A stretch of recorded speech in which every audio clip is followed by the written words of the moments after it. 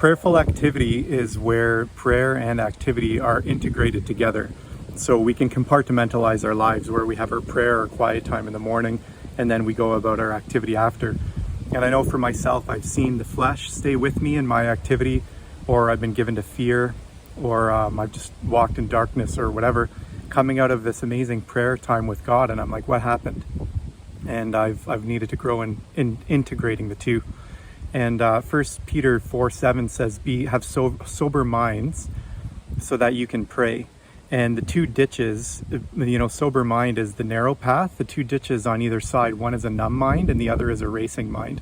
A numb mind is where we're given usually to just like screens or some consumption of substances or whatever. And I know I have a friend who she fasted for a week and was completely off her phone. And that is a great way to quarantine the numb mind and to move into having a sober mind. And then the other ditch is a racing mind where we can't stop thinking and we're just go, go, go. And something I found really helpful in that to kind of slow down the racing mind and to move into having a sober mind is to go on a 2-hour prayer walk. And the first hour, just carry nothing but a notepad and a pen. And the first hour is like just writing down thoughts, to-do lists, everything. And then the second hour is putting the paper away and then just moving into prayer. There needs to be a sort of emptying the mind first to be present.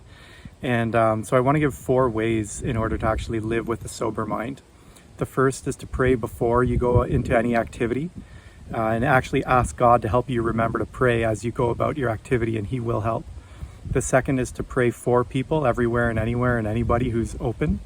The third is to pray with people. So if you set up a coffee or dinner or whatever, don't just hang out and chit chat, but also talk to God with one another.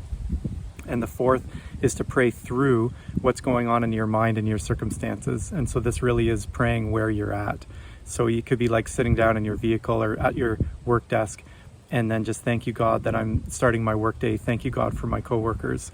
And at lunchtime, and just having these rhythms of praying through each activity. And then the grace of God comes all the more, and we get more in fellowship with Him, in tune with Him, and prayerful during whatever activity all through the day.